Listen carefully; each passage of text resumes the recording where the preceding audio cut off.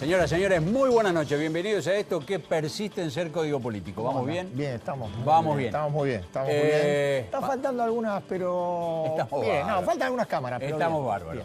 bien. A ver, en la semana hubo de todo y vamos a hablar de todo de lo que pasó en la semana, pero la verdad que si hay una estrella política de esta semana es, en la Argentina, es un brasileño. No es argentino, efectivamente. Es un brasileño.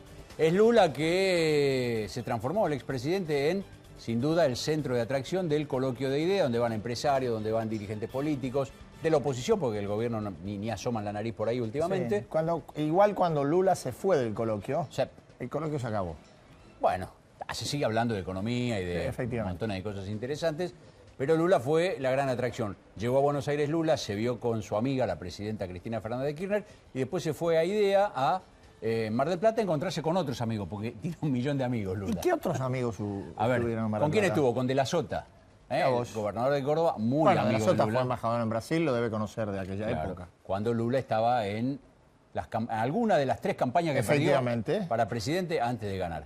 3 o 4 veces lo nombró Lula de la Sota en el discurso de anoche Muy en bien. Mar del Plata. Estuvo con Moyano, hubo foto de Moyano. Moyano soñó ser Lula alguna vez. Bueno, dice todavía que puede ser el candidato de los trabajadores. Bien. También, ¿con quién estuvo Lula? Estuvo con Víctor de Genaro y Claudio Lozano de la CTA. Sí, señor. Esos sí que son compañeros de ruta de Lula, por lo menos del Lula antes de ser presidente, ¿no? ¿Y con quién más estuvo? Estuvo con los Con socialistas, con Unidos Wiener. y organizados. ¿También estuvo con Sí, Unidos sí, Organizados? estuvo. Ah, mirá Estuvo, vos. pero no estuvo solo con Unidos Organizados. ¿Con Terminó con Unidos Organizados y se fue con quién? No lo con sé. el FAP. Bueno, qué sé yo, es un tipo Sí, amplio. haciendo un poquito. Lula es de todos. Obviamente. Lula, 1 millón de amigos. Todos querían la foto con Lula. Y la tuvieron, ¿eh? Muchos la tuvieron. Gran generosidad. Muy bien, así que Lula, estrella de la política argentina por 24 horas, más o menos. ¿Mm? Dijo lo que cada uno quería escuchar. Así es, ese es el arte. El arte, por ahí el arte de la política es eso, ¿no? Decirle, sobre todo a audiencias políticas, cada uno lo que quiere escuchar. Elogió a Cristina, elogió a Néstor Kirchner, también dijo que la alta inflación es muy preocupante y hay que Sí, combatirla. que eso- cuando él llegó como presidente, Brasil tenía 12%, 12,5%, y que inmediatamente hubo un plan para reducirla y de hecho llegó a 4,5%, 5%. Así es, también dijo que es muy grave tener déficit en las cuentas del Estado, déficit fiscal, y que eso hay que combatirlo. Uno dice, pero como la felicita a Cristina, se saca fotos, se sonríe, se agarran de las manitos y está muy bien, Sí. y después le critica las políticas por elevación. dijo otra cosa. Bueno, así es Lula. La reelección no... Hay que saber irse a tiempo. Sí, efectivamente. Lula fue No, 2 bueno. veces presidente y cuando tenía, por lo menos en la opinión pública, la posibilidad, y su partido le dijo, toquemos la Constitución, que por ahí puede seguir una vuelta más, Lula dijo no. Y le preguntaron si iba a volver. Y él dijo, no voy a contestar. Porque digo, si digo que sí, le pongo un obstáculo a Rousseff que puede ser reelecta. Y si digo que no, es como que me retiro de todo, ¿no? Difícil encontrar un presidente más progresista en los últimos años en América Latina, ¿no? Pensando en un periodo de 10 años, cómo estaban Brasil y muchos brasileños cuando Lula llegó y cómo está Brasil y cómo quedaron Sí. muchos brasileños cuando se fue. También para ser justos, Seamos. podés no compartirlo. No. Hubo un antes de Lula que fue Fernando Henrique que hizo lo Sí. suyo. Bueno, y acá también hemos tenido muchas mejoras, ¿eh? En el periodo de el hombre que cada vez extrañamos más, de Néstor Kirchner. Mira vos. ¿O no? Temas de esta semana muy fuertes, la tensión entre el gobierno y la justicia a propósito de la ley de medios, de denuncia, de resistencia a Consejo de la esas Magistratura, presiones. el per tema- saltum. De todo hubo. De todo. De eso vamos a estar hablando en un ratito con la diputada Patricia Bullrich, que hoy junto con prácticamente todas las fuerzas relevantes de la oposición en el Congreso hicieron una conferencia de prensa en la que, bueno, rechazaron las presiones del gobierno a la justicia, cuestionaron esta idea del per saltum, etcétera. Eso lo va a contar ella. La oposición acá, uno dice, habíamos hablado, ¿verdad? La oposición se movió en bloque, con mucha velocidad y con mucha homogeneidad para sostener a Leandro Despuy en la auditoría. Sí, señor. Bueno, ahora se movieron con este tema de la justicia. Digo, ¿tendrá el mismo efecto? Despuy siguió en la auditoría. ¿Terminarán con esto las presiones del gobierno sobre la justicia? Difícil. Y si nos guiamos por lo que dijeron hoy 4 o 5 espadas K en el Senado, O sea, no da la impresión que se termine con ninguna presión. vamos a ver cómo sigue. Lo que sigue es de hace 17 días el tema de la fragata Libertad. La verdad que un papelón triste, con la fragata varada retenida por los fondos buitre en el puerto de Tema, en Ghana. En Ghana, sí. ¿Con quién vamos a charlar de esto? Con Horacio Jaunarena. Horacio Jaunarena fue ministro de Defensa de 2 gobiernos democráticos, el de Raúl Alfonsín y el de Eduardo Duhalde. Es un experto como muy pocos. Muy pocos expertos civiles saben tanto del tema militar como Horacio Jaunarena y de las circunstancias que rodean a este episodio, insisto, triste de la fragata retenida. Van a estar en el estudio también en un ratito 2 intendentes del Gran Buenos Aires, uno de zona norte, Jorge Macri de Vicente López, otro de zona sur, Darío Justosi de Almirante Brown. Un oficialista, Justosi, un opositor al gobierno nacional por lo menos y al gobierno provincial, Jorge Macri. Varios temas, plata y seguridad. Casi nada, casi nada. Esa es la idea. Vamos a hablar también de Milagro Sala. Claro. Sí. Vamos a hablar de la reelección, sí, claro, y algunas recomendaciones que se están haciendo al respecto. Y vamos a hablar de un juez y de una procuradora. Ojalá entre todo en este rato. Vamos a ver. Mientras vamos a encontrarnos con Patricia Bullrich, escuchemos lo que hoy en Mendoza, en una reunión federal de jueces, dijo el presidente de la Corte Suprema, Ricardo Lorenzetti. Cuando uno tiene un caso de este tipo, obviamente que hay presiones de toda naturaleza. Y yo quiero decirles que nosotros ya sabemos que va a haber presiones en cualquier caso que tengamos de cierta notoriedad y que no vamos a cambiar nuestros principios, esté quien esté por delante. Y este es un buen aviso porque nosotros hace rato que hablamos de la imparcialidad. ¿Qué significa la imparcialidad? Que si uno tiene un caso, esté quien esté en ese caso, siempre debe fallar de acuerdo a los mismos principios. Esto es algo esencial a la función judicial. Si cedemos una vez, cedemos siempre.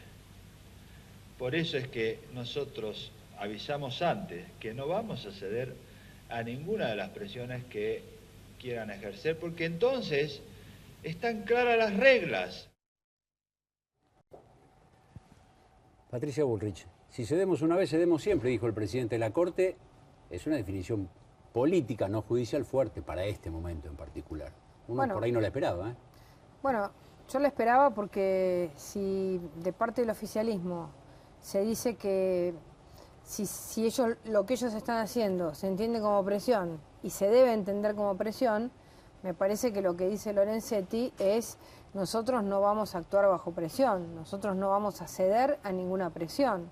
En consecuencia, creo que esta es una respuesta a un vale todo, a un avance sin límites, dicho de una manera tan explícita que llama la atención, ¿no? Llama muchísimo la atención que un senador diga tan explícitamente: sí, si ustedes creen que esto es presión, estamos presionando. Esto es lo que dijo el senador Fuentes hoy, Fuentes del Frente para la Victoria, hoy en el Congreso. En una conferencia de prensa que se hizo después de la que ustedes hicieron, que fue la respuesta a la que ustedes hicieron. Donde lo acompañaron Aníbal Fernández, Diana Conti y Miguel Pichetto.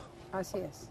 Sí, fue en respuesta a la conferencia que nosotros hicimos. Nosotros hemos hecho una serie de acciones desde hace bastante tiempo respecto a la necesidad de la independencia de la justicia.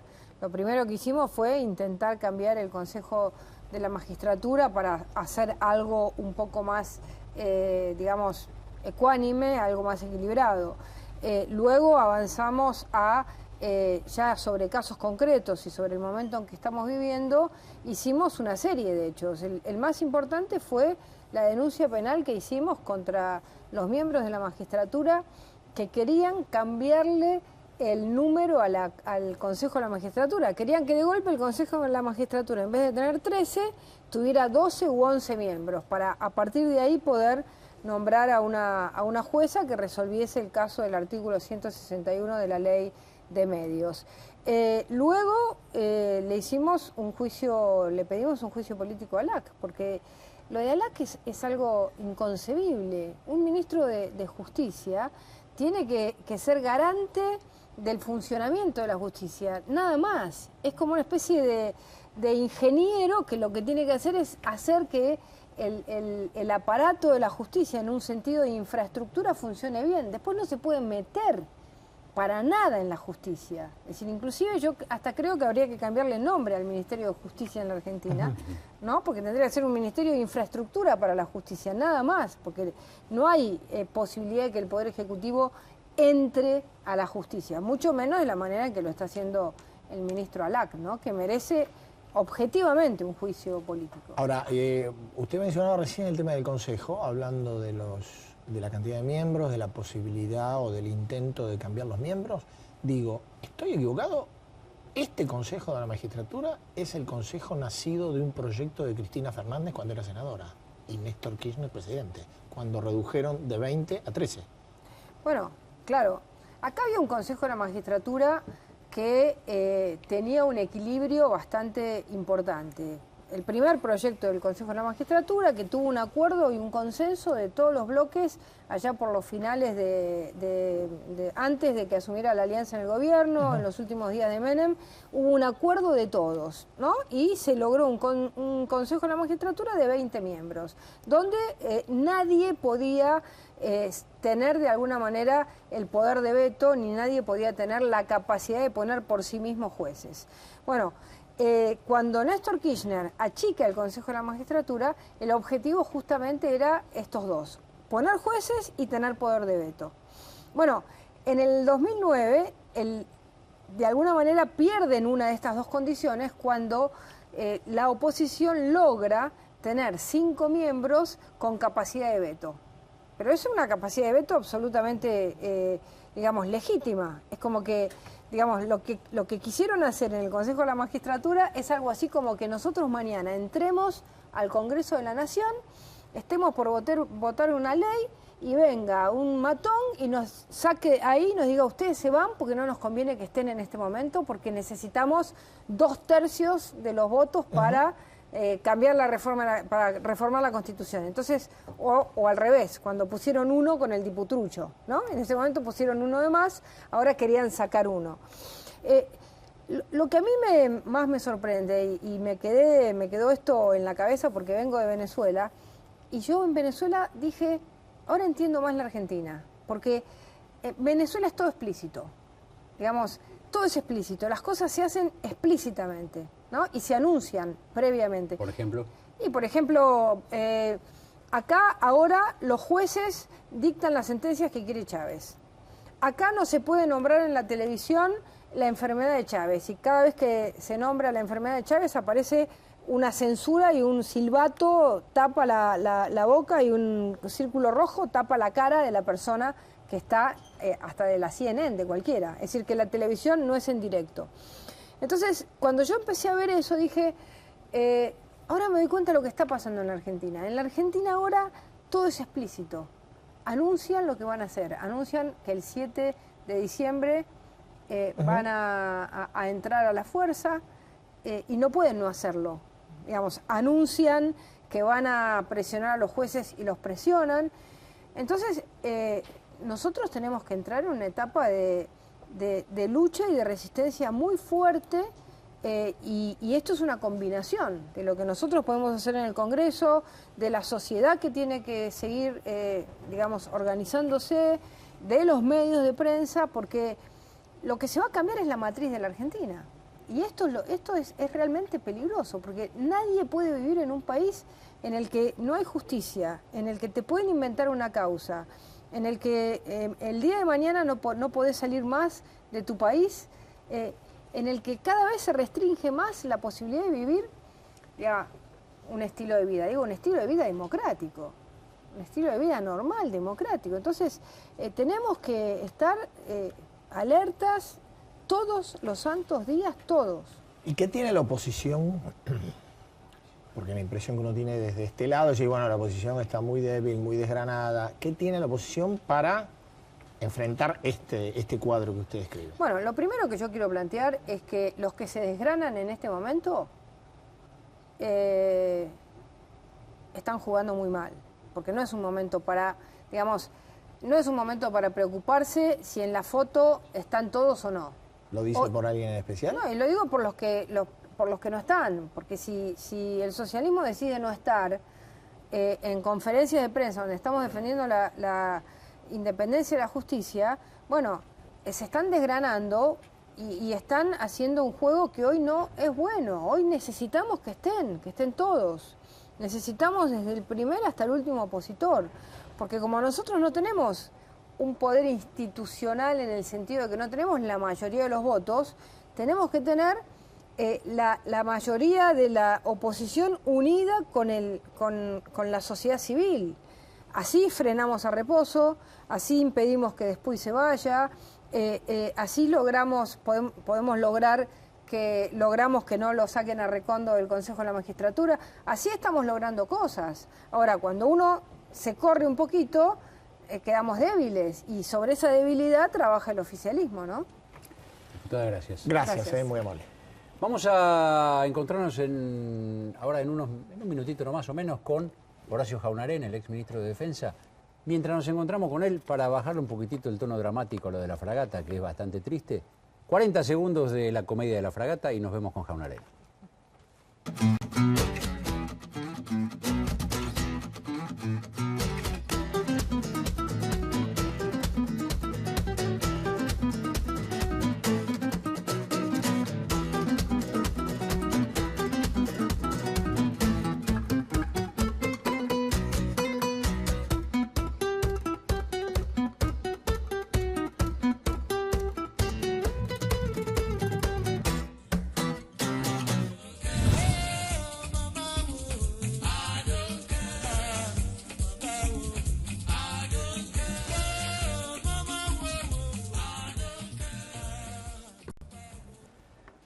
Les contamos dos o tres cositas con Eduardo de la fragata Libertad. Es la nave insignia de la Argentina desde 1962.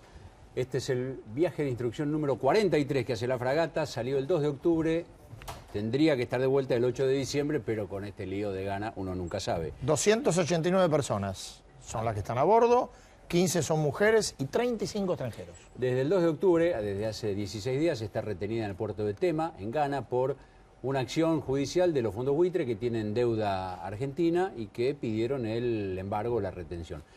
Con 20 millones de dólares se podría zafar empezar a zafar. De la retención del buque. El gobierno, creo que con razón, si es por lo menos con coherencia como vienen actuando hasta ahora, dice no, yo no voy a pagar indemnización porque es reconocer el pedido de los fondos buitre. Efectivamente. Y ahí estamos todavía. Y la fragata por día en el puerto de Tema paga $49.000.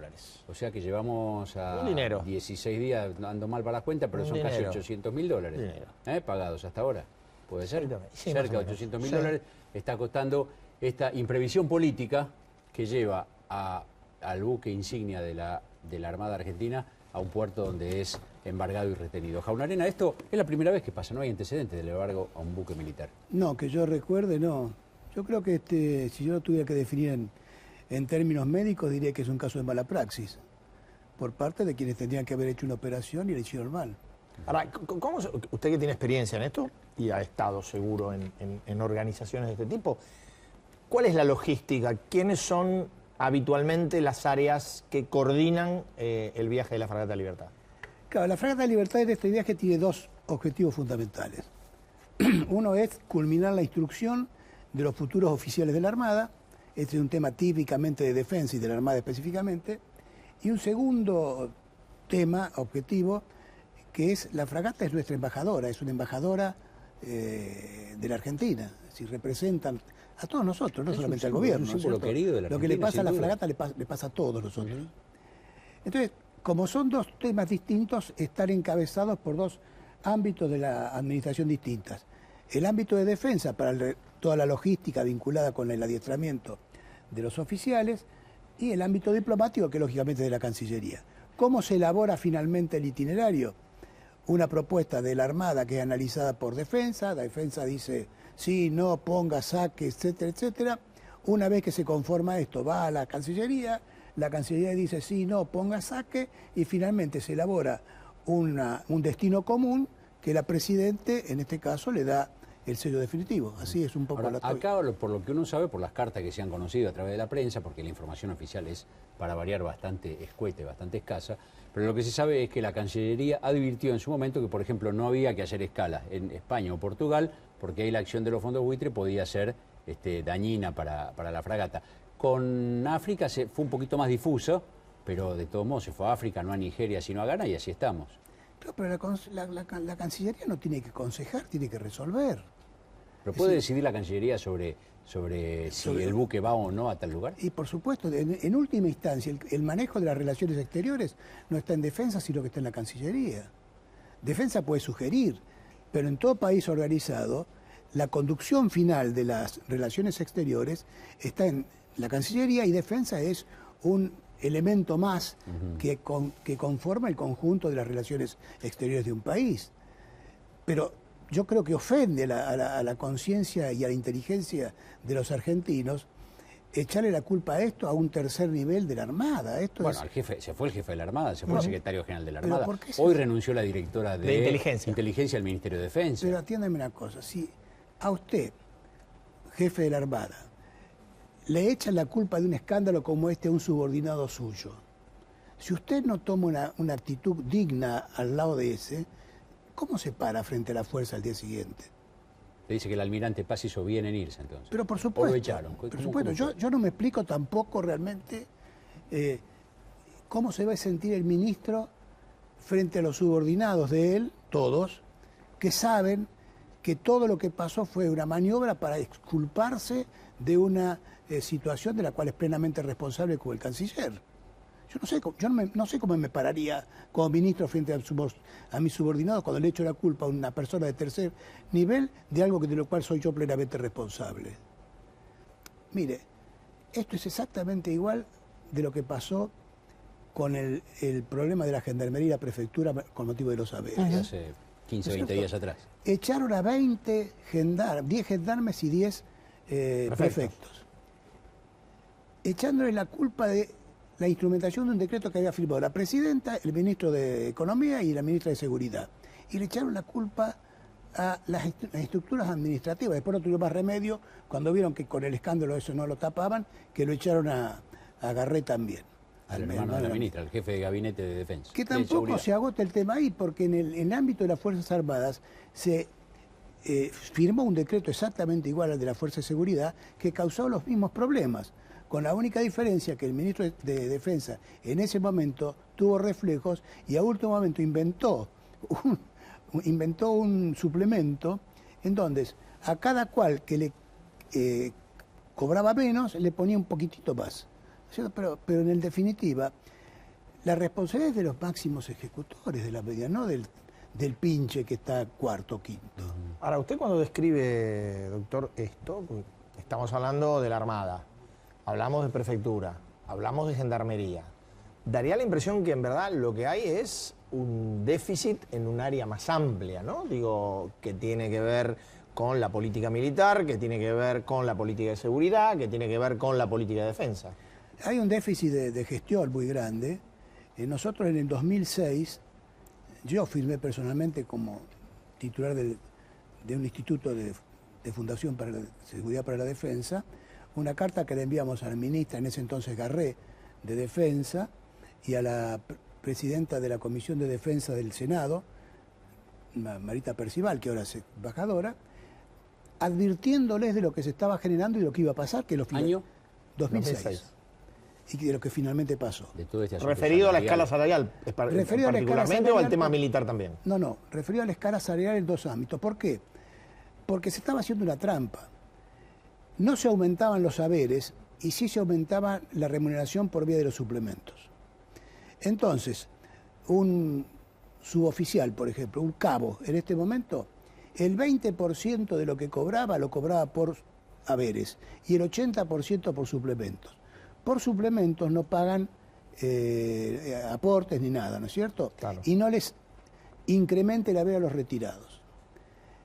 Eso es una situación absolutamente anómala. En un país normal, un 10% es de suplemento y el resto por... Entonces, toda esta política condujo a que en este momento hay más de 100.000 juicios de militares contra esta política de haberes, juicios que el Estado va a perder y ya está perdiendo, y que algún día alguien lo va a tener que pagar, ¿verdad? Bueno, todo esto intentaron mal tratar de aliviarlo de alguna manera, no lo lograron, y ahora estamos igual que antes, han puesto un parche, o no, lo van a poner, van a incrementar de nuevo los haberes por vía de suplementos, con lo cual van a seguir las demandas, van a seguir los juicios, se van a seguir perdiendo, y alguien algún día va a tener que hacerse cargo de todo este desbarajuste. Ahora, en términos estrictamente más políticos o si se quiere, de autoridad, ¿qué secuelas puede dejar esto? Porque, digo, se ha descabezado la Armada, se ha descabezado la Prefectura, se ha descabezado la Gendarmería, en el medio de situaciones de conflicto. Por supuesto, yo creo que la principal y más lamentable secuela de todo esto es la indisciplina. En un estamento, en una institución jerárquica como son las Fuerzas Armadas y las Fuerzas de Seguridad, esto que se ha generado es un momento de indisciplina que hay que volver a reconstruir y cuesta mucho trabajo. Esto creo que es lo principal que se ha perdido. Y la verdad es que no veo cómo va a superarse cuando usted tiene en el Ministerio de Defensa el ministro que va por un lado y el viceministro que le está tratando de mover el piso para ver cómo puede hacer para destituirlo. Y en la Armada, en la Fuerza de Seguridad, en el Ministerio de Seguridad, el segundo que le está enfrentado con la primera, a ver cómo hace para cómo... Entonces, todo esto es muy difícil que se pueda instalar una política seria en materia de seguridad y defensa, que además, yo le digo que frente a la magnitud de los problemas, no alcanza con la decisión del gobierno. Si acá no se hacen políticas de consenso, de conjunto, los problemas que tenemos de defensa y de seguridad no se van a poder solucionar. Gracias, Jaime Arena. Gracias. Nosotros vamos a venir en un par de minutos nomás para seguir contándoles algunas cosas de los entremeses políticos de la semana. Ya nos están esperando los intendentes Macri y Giustosi, temas de presupuesto, seguridad en el Gran Buenos Aires. Nos encontramos de vuelta con ustedes en un par de minutos apenas. Ya venimos.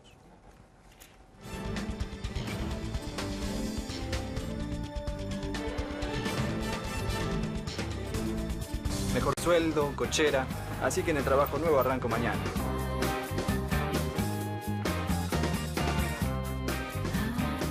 Andesmar, desde 1967, uniendo a los argentinos. www.andesmar.com.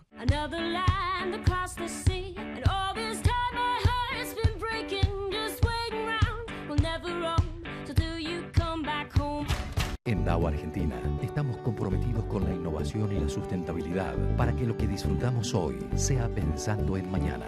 Dow Argentina. Viví, Santa Fe, ciudad. Banco Hipotecario, creador de dueños.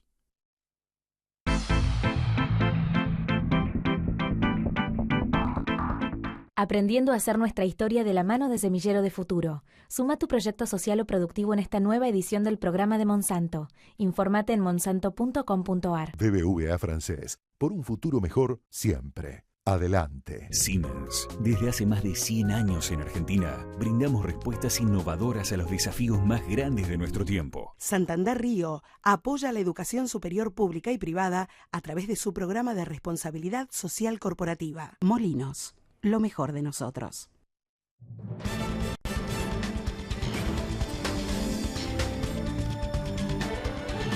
Acá estamos, sí señor, vamos a seguir en Código Político rapidito. Ya están sentaditos en sus lugares los intendentes Giustosi y Jorge Macri. Con ellos vamos a estar conversando en unos minutos nada más sobre Gran Buenos Aires, presupuesto.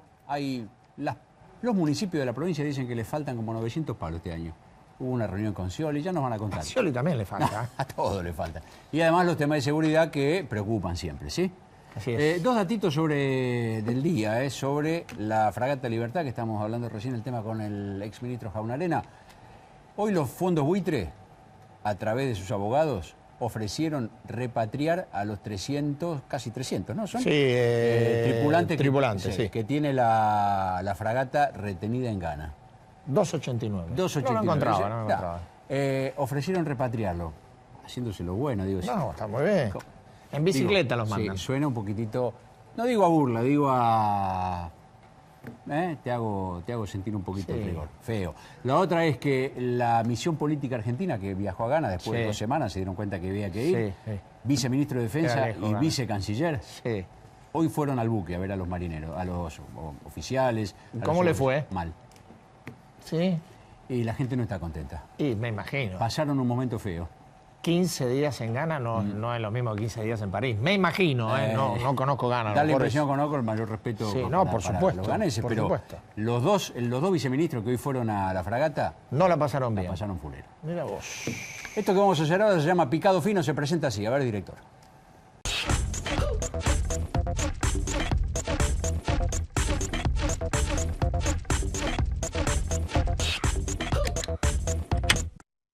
Y acá estamos, Picado Fino. Sí, señor. ¿Con qué empezamos? Cuente usted tiene cosas de Mendoza. Mendoza. Y la reelección, que Mendoza es el tema... y el vino, pero eso no. Vamos a hablar de la reelección y los radicales. A ver, ¿qué pasa? Los radicales. ¿Arreglaron? No, otra vez como... No, los radicales están muy de punta contra la idea de la reelección. A ver. Claro, el fin de semana pasado se hizo la convención del radicalismo mendocino. Dicen que hubo una gran asistencia, cerca de 400 personas. Radicalismo fuerte, está Cobos, está Sanz, está Fayad, el intendente de la capital mendocina. Cobos es como el ave Fénix. Sí. Parece que le va muy bien en Mendoza ahora. Lo cierto es que se empezaron a discutir temas de agenda y salió el tema de la reelección y hubo un radical, intendente, el de la capital mendocina. Víctor Fayad. Efectivamente. ¿Qué hizo? Estaba en contra, como todos. Que salió a defender la reelección, la reforma de la Constitución de Mendoza y el intento de reelección de Francisco Paco Pérez. El gobernador de Mendoza, kirchnerista de Mendoza. Y le dieron para que tenga. Salió con la cara así, con bolsas de hielo que lo asistieron y se retiró silbando bajito porque dijo... Acá no. No era el lugar indicado para hablar de la reelección. El asunto es que el gobernador de Mendoza, Francisco Paco Pérez, kirchnerista, por lo menos kirchnerista Pintras, ¿no? Sí. Peronista, va. Oye, kirchnerista. Es el primero que tenemos a decir, yo quiero presentó un proyecto, mando un proyecto porque quiero reelección. Hace un mes había dicho lo contrario, pero algo pasó en el medio y dijo, no, ahora vamos. Muy bien. Hablando de reelección, los muchachos de la Cámpora, según cuentan, vinieron muy contentos de Venezuela después del triunfo categórico de Chávez. Venezuela, claro. Recontra reelección de Chávez, ya va la tercera o la cuarta, ya perdimos la cuenta. 55%. Y 20 años va a cumplir al final de este mandato. Así es. ¿Qué hicieron los muchachos de la Cámpora? Hubo una reunión grande, estaban los dirigentes principales de la Cámpora, había legisladores, algunos funcionarios del gobierno, del gabinete, con la presidenta. Le dijeron, presidenta, con este asunto del triunfo de Chávez, ¿por qué no metemos otra vez un poquito de gas al tema de la reelección? ¿Y? Chicos, no se confundan. Venezuela no es la Argentina. Así parece que le dijo la presidenta. No. ¿Te acuerdas cómo dijo, chicos? Sí. Estamos en Harvard. No se hagan esas los rulos. Cosas son para las matanzas. Efectivamente. Bueno, acá le dijo, parece que le dijo lo de la Cámpora, chicos, no se confundan. Venezuela no es Argentina. ¿Le dijo Venezuela no es la Argentina o Venezuela todavía no es la Argentina? No, Venezuela no es Argentina. Venezuela no es Argentina. Muy bien. Y le dijo, olvídense del tema. Después salió Kunkel a decir, lo hablamos el año que viene. Los dirigentes de la Cámpora a decir, no es el momento. La presidenta dijo, muchachos, metan en el freezer esto porque hoy hablar de reelección no me suma, me resta. Sí, está bien. Es un reflejo. Sensato. Es un reflejo. Vamos a ver, no quiere decir que se archive el proyecto, quiere decir que hoy tampoco no combina. No, efectivamente, y además recordemos que cuando el kirchnerismo instaló el tema de la reelección, casi le tiró un salvavidas a la oposición que no encontraba un tema... ¿Dónde pararse? ¿Dónde anclarse? Bueno, lo encontró. Ahora le quiere sacar el salvavidas. Así es. Bueno, a ver, ¿vos tenías alguna cosa de Milagro Sala? Tenemos Milagro Sala. Mirá vos, Milagro Sala está con un problemita. Bueno, la apoyó el juez Zaffaroni intensamente. El juez Zaffaroni le mandó una carta lamentando que no había podido asistir. Casi como un político habla Zaffaroni. No, él es un juez de la corte. Digo, está bien que tenga pensamiento político, pero... No, pero... medio raro. Yo creo que está liberado, digo. Sí. No, él tiene una manera de pensar, es un hombre que adscribe claramente en general a las políticas de gobierno. Milagro Sala forma parte de ese espacio. Claro. Le mandó esa carta, pero ese no es el problema. El problema... No sería un problema para Milagro Sala. No, de ninguna manera, al contrario. ¿Cuál es el problema de Milagro? El problema que tiene Milagro Sala es que dicen en la AFIP. AFIP. Ricardo Echegaray, cepo al dólar, ¿te suena? Sí. Bien, dicen que para justificar sus bienes, que aparentemente son... cuantiosos. Lindos, simpáticos. Milagro Sala, y le va bien. Apuntamente. Le va bien. Bueno, bien. tuvo... No perdonas el éxito, le va bien. No, le va muy bien, le va muy bien. Vamos. Aparentemente ha presentado un ingreso mensual de 120.000 pesos. Para justificar los bienes que Sí. tiene. Y bueno, gana buena guita. ¿Qué Entonces problema ahora, tiene? bueno, no, está bien. El problema es que ya hay presentada Sí. una denuncia y hay que ver si esto deriva en una causa que se investigue. ¿Cómo es esto de sueldo de 120.000 pesos para justificar los bienes que dicen son de su propiedad? Y ganados con el sudor de la frente de los muchachos de tu padre. Efectivamente. Bien. Otros datos. Vos tenías una cosa de Gil Carbó, vos venís cargadito. La de procuradora. datos. La procuradora. La procuradora que pasó el examen del Senado. Extraordinario. Muy bien. Tiene muchos Creo antecedentes. que le ayudó Carlos. mucho Reposo. Bueno, claro, dicho, después de Reposo. Dicho con el mayor respeto por la procuradora, Pero el paso de Reposo levantó una polvareda y era un desastre todo lo que hizo. Y bueno, pues la señora Gil Carbó tiene una antecedentes carpeta judicial académicos sólida. sin ninguna duda. No sin es ninguna Reposo. duda, sin ninguna duda. Igualmente, esta semana pasaron dos cosas. Una que llamó la atención porque fue medio graciosa, ¿no? Digo, la denuncia contra la minoría opositora en el Consejo de la Magistratura por no dar cuota. Abuso de poder. poder. Abuso de poder la minoría. Es notable. Extraordinario. Es notable. Pero eso no es lo único notable. Lo otro que es más notable y que a algunos lugares de la justicia preocupa es que la procuradora ha comenzado a designar, de hecho, auditores a los fiscales. Es decir, los fiscales investigan, pero tienen alguien que los vigila un poquito. Y dicen que por lo menos los que se han designado hasta ahora, en su mayoría, provienen de las divisiones inferiores. No, de la cámpora. De la Sí, cámpora. efectivamente. O sea que vos decís que la procuradora, esta es una procuradora vigilante, se ocupa de vigilar la acción de los fiscales. En el buen sentido. No, en el sentido de vigilar. Muy bien. ¿Qué tal? Así es. Cuestiones judiciales desde acá. Seguimos con cuestiones judiciales. Desde acá le vamos a mandar nuestras condolencias al doctor Ariel Lijo, que esta semana perdió a su padre. Ariel Lijo, juez federal, es el que tiene la causa Vudú. Falleció el padre, un hombre de una trayectoria muy reconocida en Avellaneda, de donde es la familia Lijo. Esto creo que sucedió el día lunes. Bueno, esto no sería noticia, es una noticia tristísima para la familia Lijo. Pero finalmente el velatorio del padre del Lijo reunió a algunas presencias que llamaron la atención. ¿Quiénes estaban ahí en el velatorio del padre de un juez federal de la capital? Había dos miembros de la Corte Suprema. El presidente Lorenzetti y el ministro Juan Carlos Maqueda. Pasó por ahí Daniel Scioli. Pasó por ahí Mauricio Macri. Pasó por ahí Ernesto Rigui. ¿O Esteban Rigui? Esteban Rigui. El ex procurador. El que fue procurador. A ver, al hijo le cae la causa de Vudú, de Chicone, de Van der Belle y todo el testaferro y toda esa fruta. ¿Por qué? Porque Vudú denuncia a Rigui, denuncia a Rafecas, lo sacan a Rafecas, el caso cae en Lijo y Rigui tiene que irse de la procuración. Dejemos claro que ya la causa contra Rigui cayó, porque la denuncia de Vudú era una burbuja. Así es. Pero sirvió políticamente para sacar al para procurador. echarlo. Bueno, para acompañar al juez Lijo en ese momento tan triste, a él y a su familia, estaba el ex procurador Rigui. Y estaba el ahora ministro de la ciudad Montenegro, que fue juez federal también. Señor. Digo, una presencia notable, política. Había empresarios, algunos que se sacan fotos muy cerca del gobierno, pero que ahí lo que no se vio es gente del gobierno. Es, la verdad, la gente que estuvo allí dice, es muy sugestiva la presencia de jueces de la Corte, del ex procurador, de jueces federales, gobernadores, de Scioli y de Macri. Para acompañar al hijo en este momento. Recordemos, Lijo tiene en sus manos la suerte judicial de Amado Vudú. Así es.